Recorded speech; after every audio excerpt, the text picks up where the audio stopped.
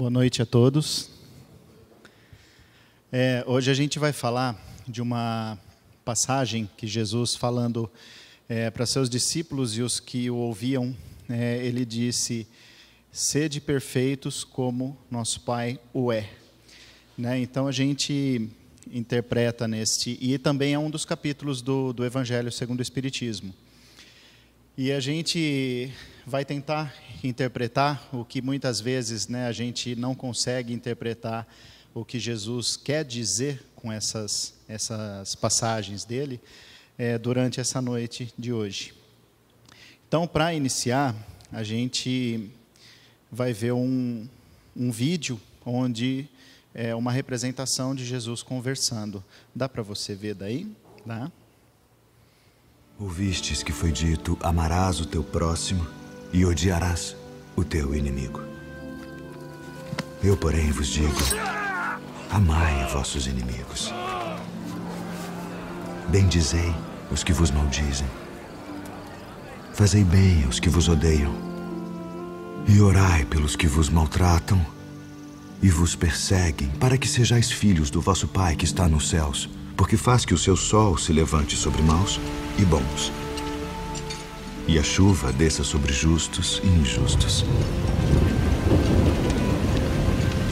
Pois se amardes os que vos amam, que galardão tereis? Não fazem os publicanos também o mesmo? E se saudardes unicamente os vossos irmãos, que fazeis demais? Sede vós, pois, perfeitos, como é perfeito o vosso Pai que está nos céus. Bom, ali já nessa passagem ele fala várias coisas que para nós é muito difícil a gente mudar em nosso ser, mudar na nossa concepção. A primeira delas, amar os nossos inimigos. Isso é a hora que a gente olha e fala: como? Amar meu inimigo? É o que a gente sempre diz, amar o inimigo não é ter que conviver com ele, abraçá-lo, é simplesmente não desejar o mal para o seu inimigo. Já é uma forma de amar o seu inimigo. Fazer uma oração, às vezes, para alguém que você percebe que às vezes não gosta de você, que te deseja algum mal. Às vezes a gente sempre sabe disso, quando tem alguém por perto que... Então, se a gente faz uma oração, a gente não só está fazendo um bem para ele, como para a gente. Porque tudo que a gente tem de desejos e pensamentos, a gente projeta tanto para o bem quanto para o mal. Se a gente faz uma oração, desejando do fundo do coração o bem para um inimigo, esse bem também vem a nosso favor.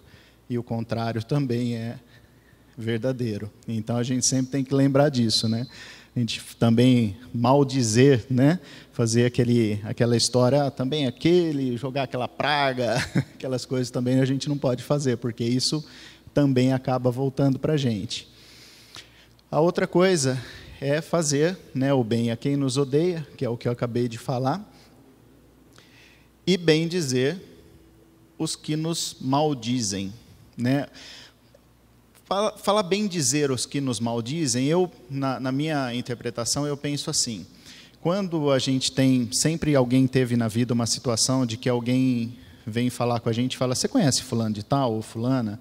Nossa, aquela pessoa é isso, é aquilo, e não vem falar bem, Normalmente vem falar dos defeitos da pessoa. O falar bem de quem maldiz, eu vejo assim: todo mundo, por piores qualidades que tenha, alguma qualidade boa tem.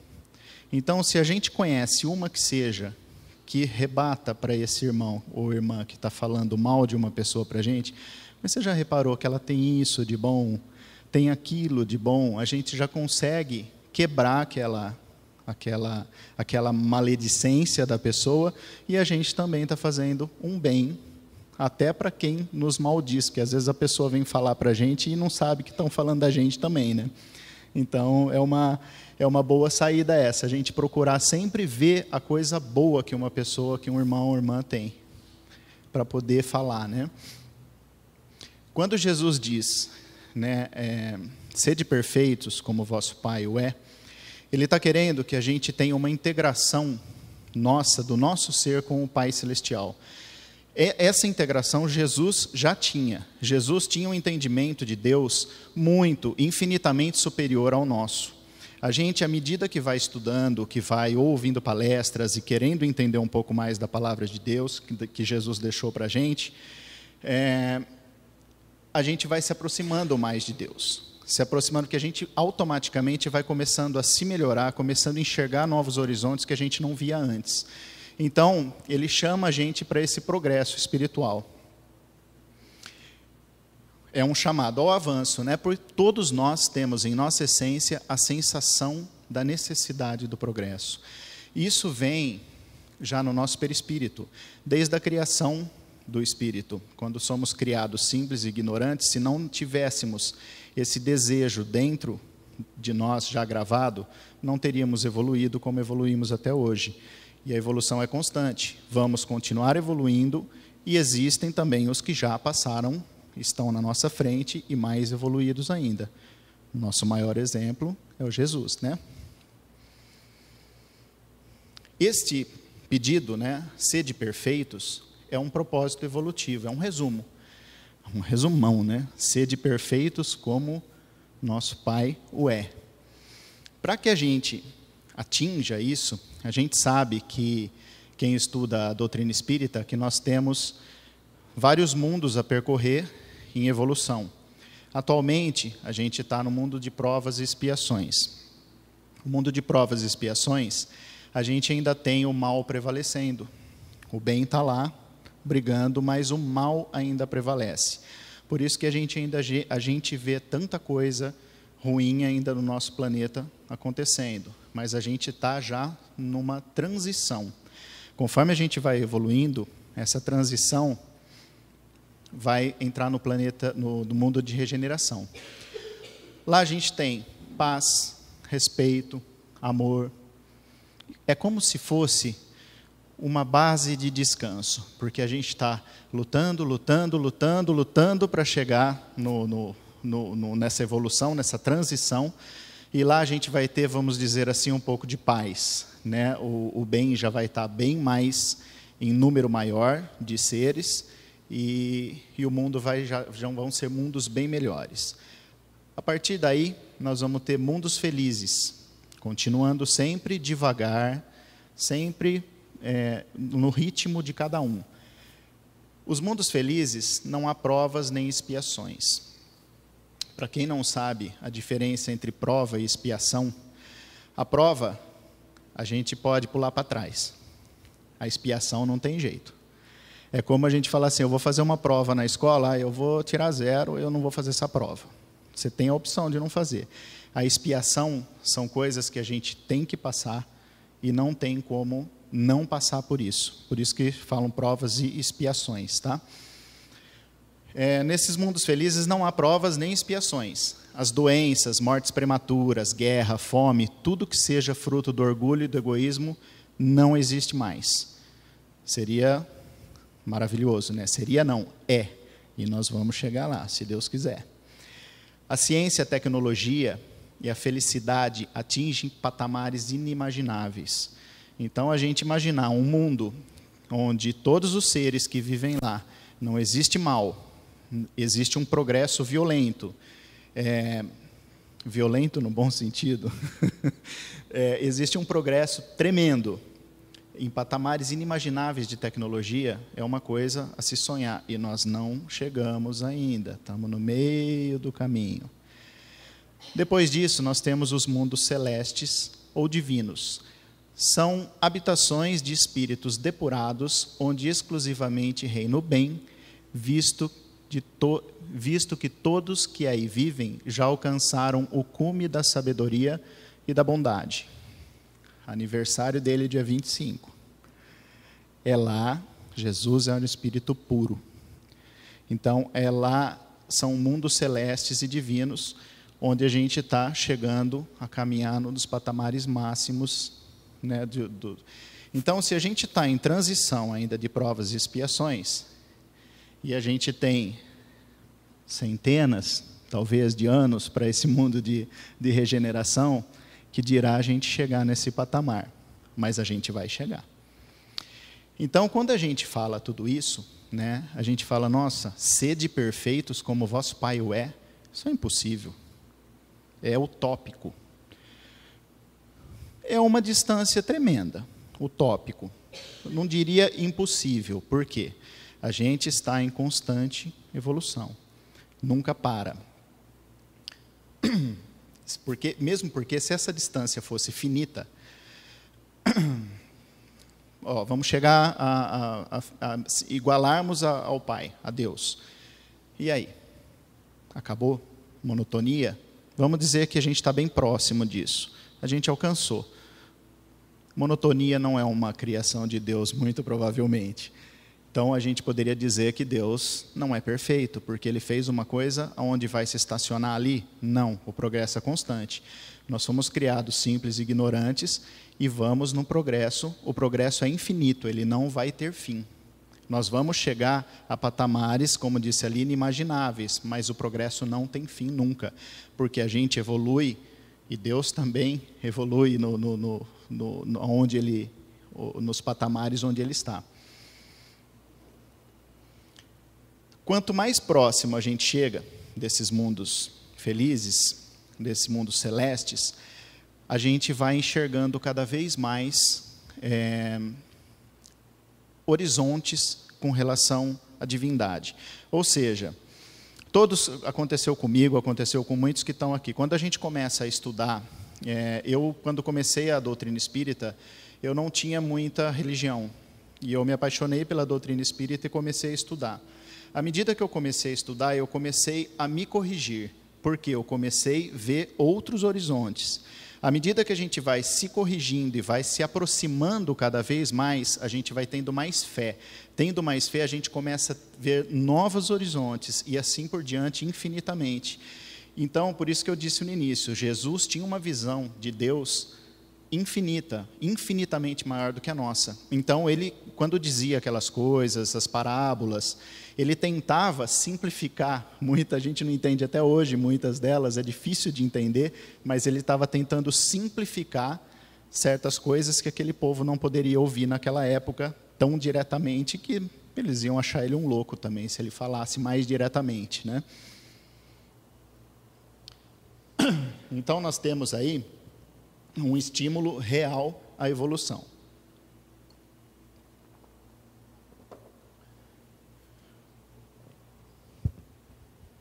Se a gente está sempre evoluindo, por que então nós vemos espíritos tão atrasados? Ou mais, espíritos encarnados cometendo tantas barbáries? Poxa, a gente está evoluindo, estamos todos juntos aqui, não estamos?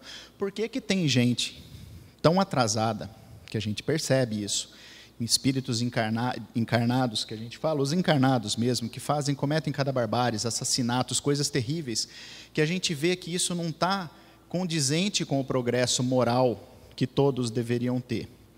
E a gente vê também em trabalhos mediúnicos, muitas vezes, espíritos que estão ali há centenas de anos, às vezes. A hora que a gente conversa, é uma coisa assim, fora do comum, a gente vê. De que ano que você acha que você está vivendo?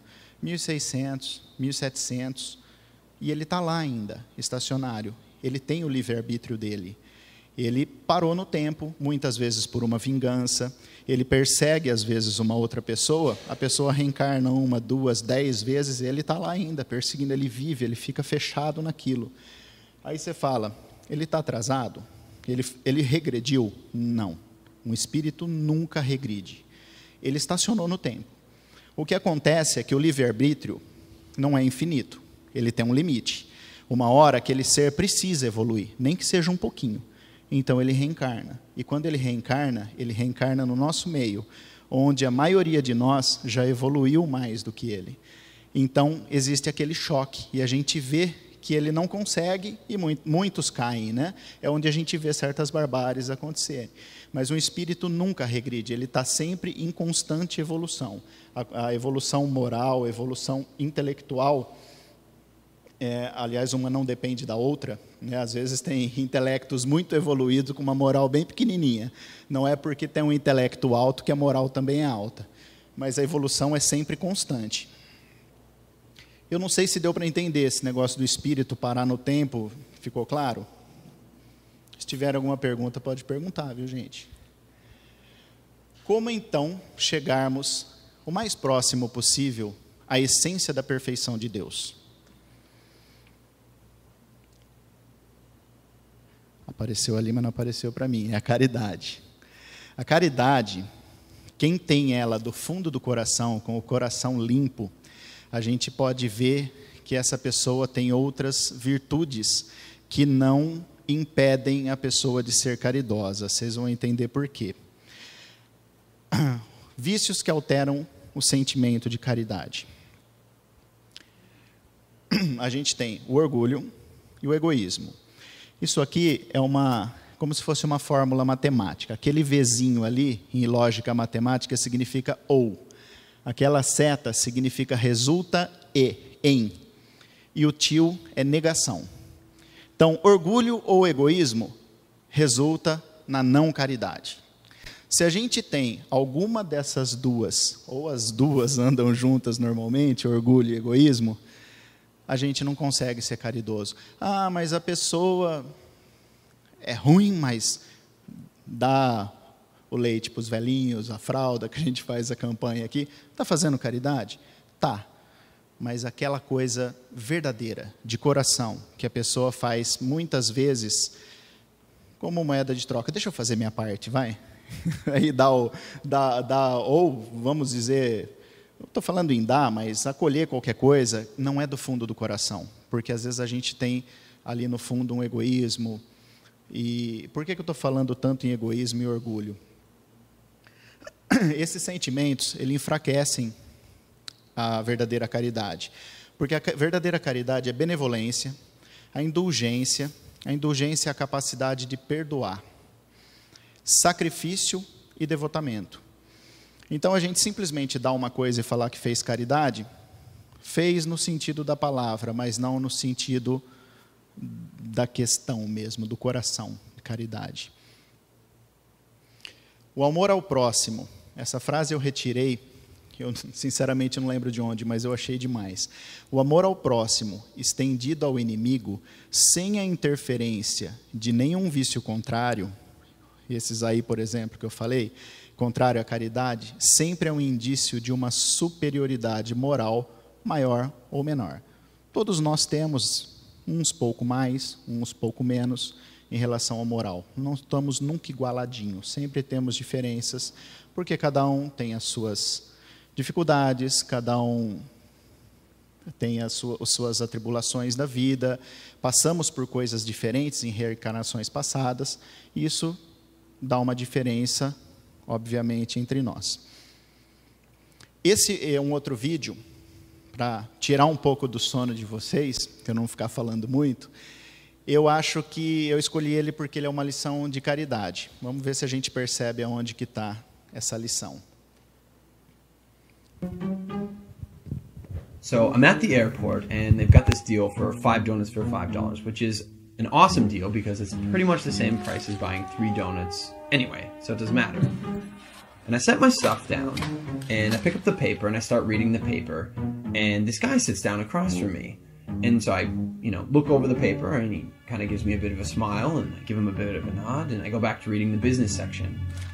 A little while later, I hear this rustling on the table, and I look over, and the guy has got his hand in the bag of donuts. Okay, that's a bit weird, but it doesn't really matter. The guy looks like he's homeless. He probably needs it more than I do. And I've still got 4 donuts anyways, and I'm not going to eat all 4 donuts, so what do I care? So I reach in the bag, and I grab a donut, and I start eating it. And I go back to reading the paper.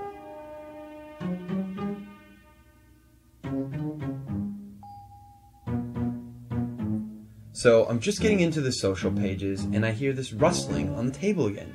And I look over, and the guy's got his hand in the bag of donuts again. He takes a bite, and I'm like, what the crap? And now I'm getting a bit angry, but the precedent has been set, and so I don't feel like I can say anything. But I reach into the bag a bit more aggressively, I take a bite, and I just shake my head like, whatever. So a few minutes have gone by, and there's this call on the loudspeaker for the next departure, and the guy gets up and he starts gathering up all his stuff. And he gets to the end of the table and he stops. And I see him out of the corner of my eye, and he reaches into the bag and he pulls out the last donut. And I'm like, seriously? And he looks at me, he breaks it in two, and he hands it to me. I reach out and I take this half, and I'm in total disbelief. And he kind of nods at me and he walks off.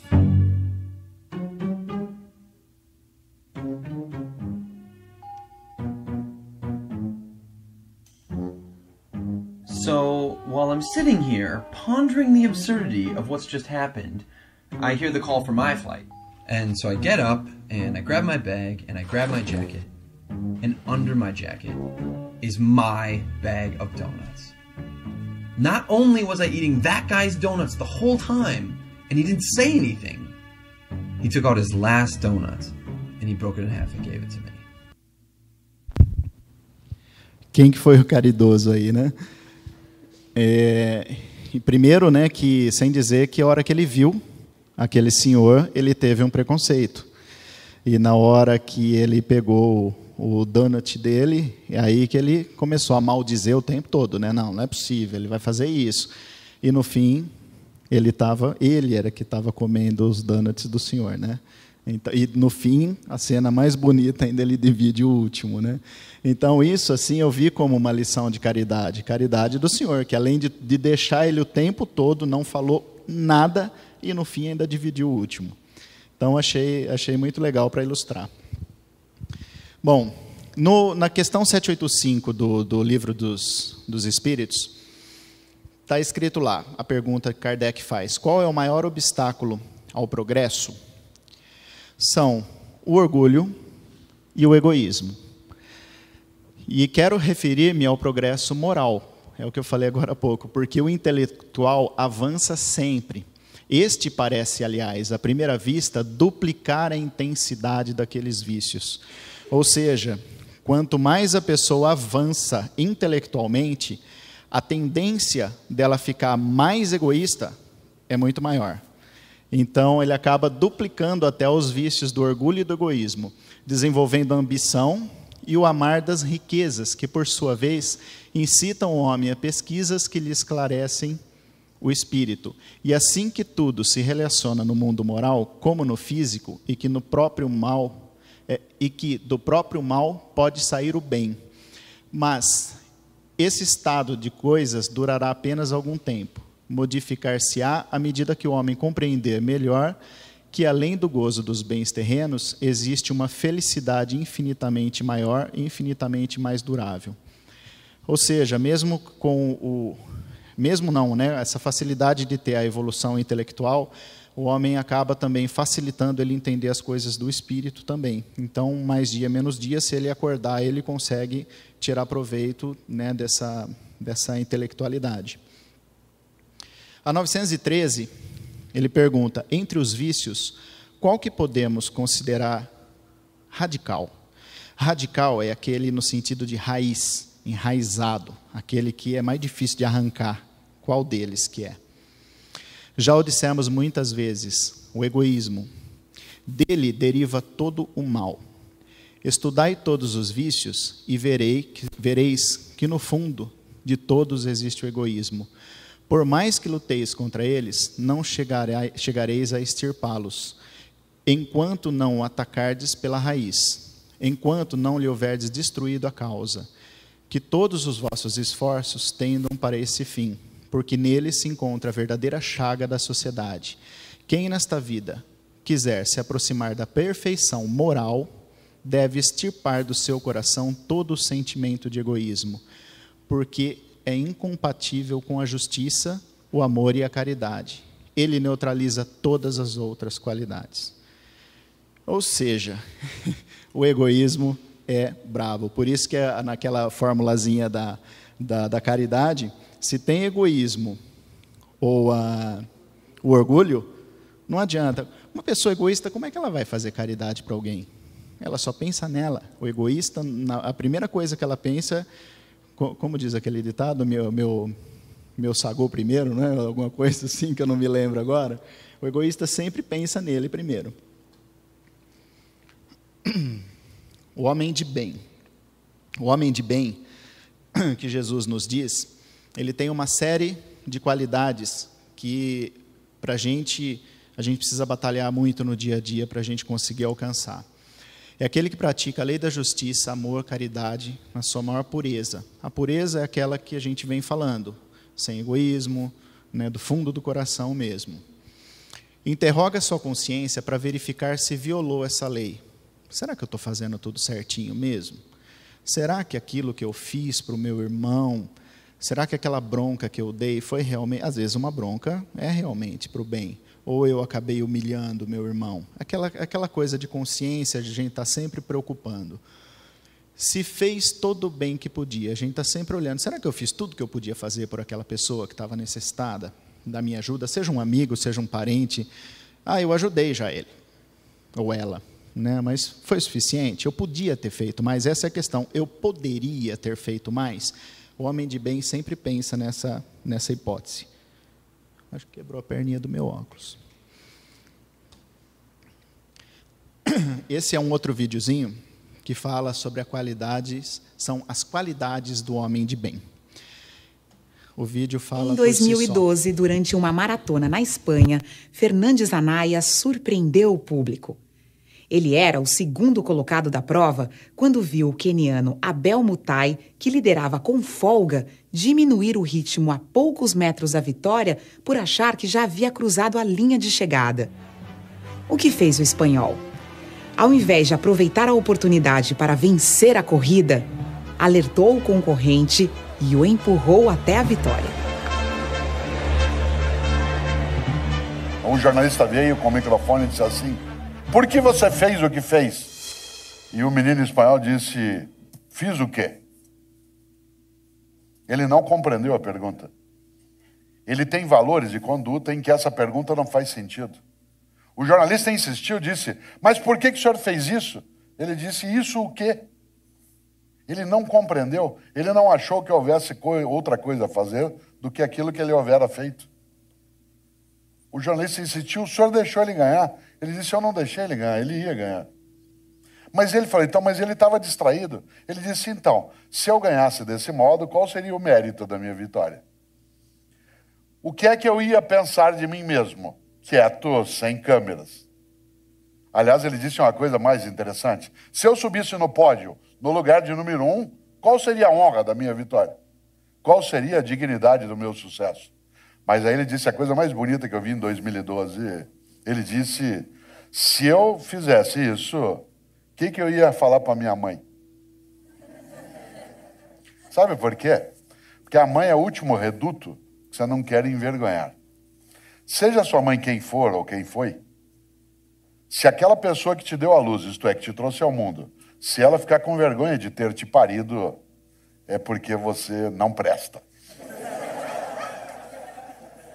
Não presta para quê? Para conviver, para estar junto, para ser gestor público ou privado, para ser professor, para ser marido ou esposa, para ser amigo ou amiga.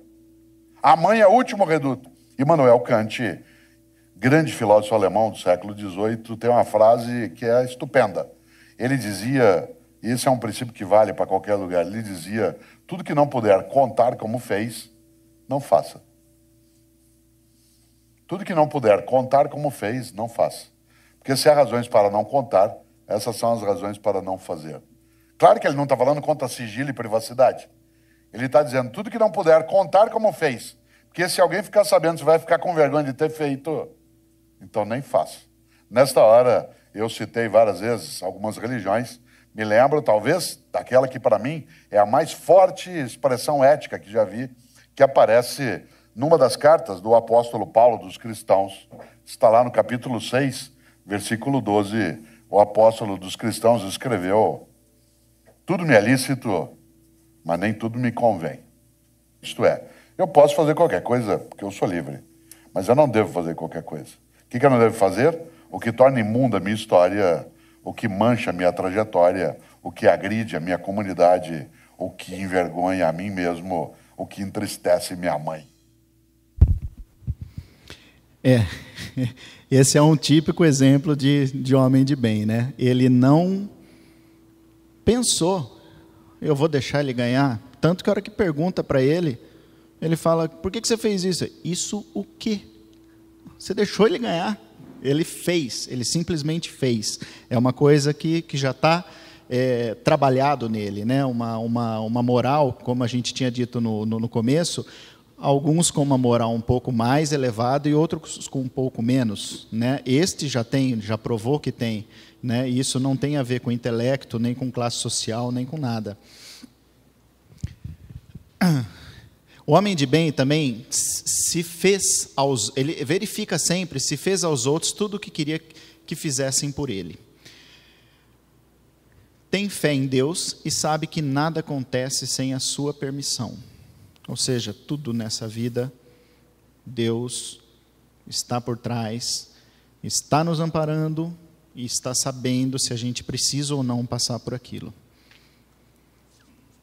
Sabe que todas as vicissitudes são os altos e baixos da vida, né? Dores, provas ou expiações, sabe que todas elas são vicissitudes e aceita sem murmurar. Respeita e não lança anátema.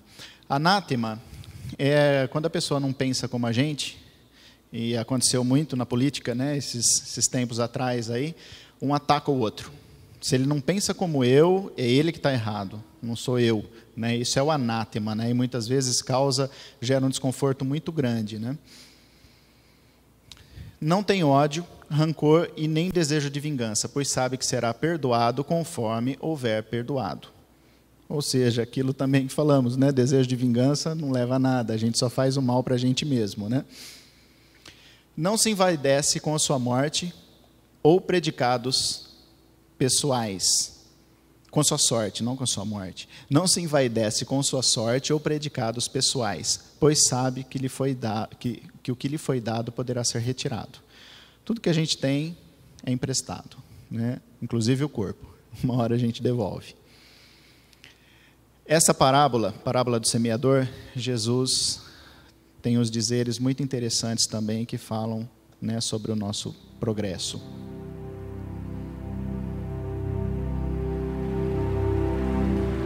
Eis que o semeador saiu a semear.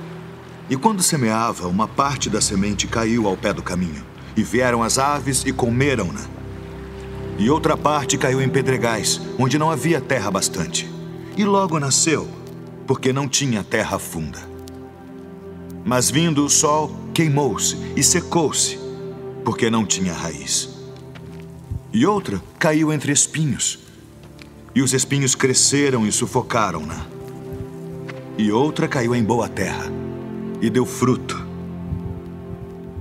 Um grão produziu 100, outro 60, e outro 30. Quem tem ouvidos para ouvir, ouça.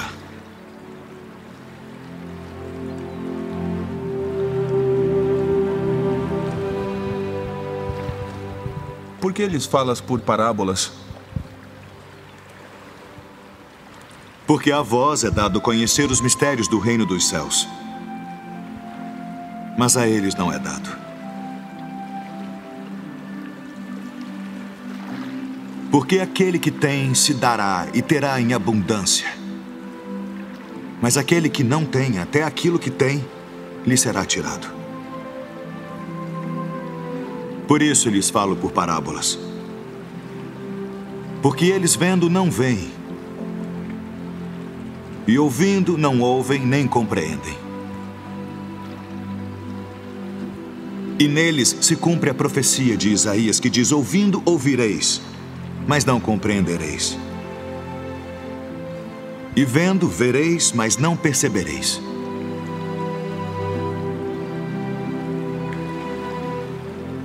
Porque o coração deste povo está endurecido, e ouviram de mau grado com seus ouvidos, e fecharam seus olhos, para que não vejam com os olhos, e ouçam com os ouvidos, e compreendam com o coração, e se convertam. E eu os cure.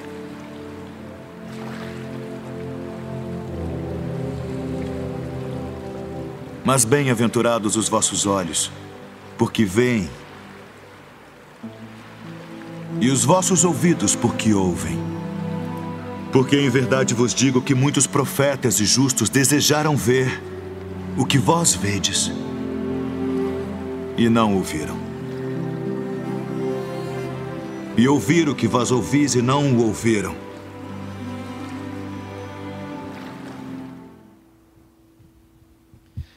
Abrir os nossos ouvidos, né, para ouvir e os nossos olhos para ver é muito difícil. A gente muitas vezes se fecha, né, e não tem tratamento espiritual que resolva. Porque às vezes a pessoa chega aqui tão fechada, tão sem fé, tão sem aquela coisa interna, né, que a gente só adquire com o tempo e com o exercício, que ela não consegue progresso num tratamento espiritual. Porque a hora que a gente chega aqui, a gente tem que levar nosso pensamento a Deus, tem que ter fé, né, saber que a gente vai se livrar daquele problema se for do nosso merecimento, se for da vontade de Deus, e muitas vezes a gente não aceita. E Jesus fala, ele pergunta, né, por que falas por parábolas? Ele falava porque aquele povo era muito, muito duro, né, como ele disse, endurecido. Eles eram incapazes de entender se ele fosse falar questões espirituais, aquele povo. Então, tudo ele contava histórias. E ele fala, vocês não. Ele fala, vocês conseguem. Por quê? Antes de Jesus vir, os discípulos foram preparados no mundo espiritual. Eles já sabiam, já eram espíritos superiores, mais esclarecidos, eles já sabiam que seriam discípulos de Jesus.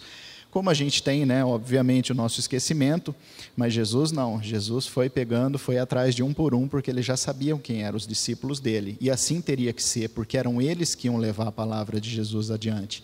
Então, eles tinham que entender. E mesmo para os discípulos, muitas vezes era difícil de entender. Aquele que se tem, se dará e terá em abundância. Ele fala essa frase, né?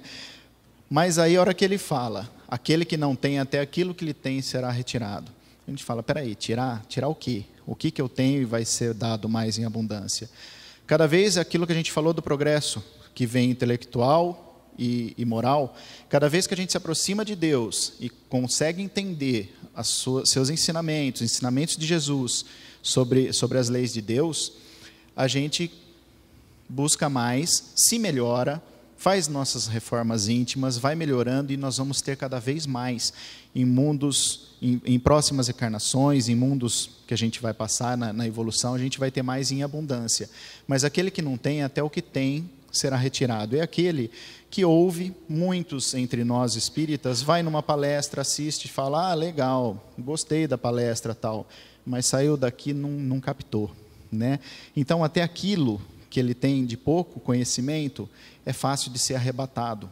Qualquer coisa do mundo material, ele já se desvia, ele não tem aquilo enraizado nele, aquele conhecimento. Opa, pulei um aqui. A semente que ele fala, né? Primeiro ele fala que a semente, ela cai no pedregulho, né? Não, as aves comeram, desculpa. A primeira semente nem chegou a brotar, as aves vieram e comeram. É aquele que não entende a palavra. Aquele que vem, escuta, não se questiona, não procura estudar, não tira sua dúvida, ele ouve e vai embora. Isso nós temos no Espiritismo, em outras religiões, tal, não entende nada e acaba, as aves comem e não brota nada dali. E ele também acaba se perdendo, ou fica sem religião, ou acaba abandonando, né, o local que ele está frequentando. O pedregulho sem terra é aquele que ouve a palavra, ele entende, recebe com gosto, mas não tem a raiz. E por qualquer tribulação se escandaliza. Tribulação é qualquer coisa da vida que às vezes ele desgosta, fala, não é possível, por que Deus foi fazer isso comigo? Tal, qualquer coisinha já não quer mais saber. Podemos entender como um dos motivos, tá? Os espinhos. Ele ouve a palavra, mas o materialismo sufoca. E a palavra fica infrutuosa. É aquela pessoa que começa bem, entende, vai indo, vai procurando, sei lá, como a gente tem aqui na doutrina, né, grupos de estudo e tal, mas, vamos para um churrasco hoje? Vamos para uma festa? Vamos não sei o quê? Então, essa parte do materialismo, a pessoa não vai hoje, não vai amanhã, e vai, né, acaba se perdendo também. Já a boa terra é aquele que ouve, entende, dá fruto. dá fruto, ou seja, pratica, entende sua mudança, entende que tem que mudar a sua pessoa, a sua forma de ser, entende a palavra e frutifica. Uns mais, outros menos. Cada um sempre tem a sua diferença aí. Gente, quem for tomar o passe, né, as salas estão aí. E a Maria do Carmo vai fazer só uma finalização para vocês. Obrigado a todos, viu?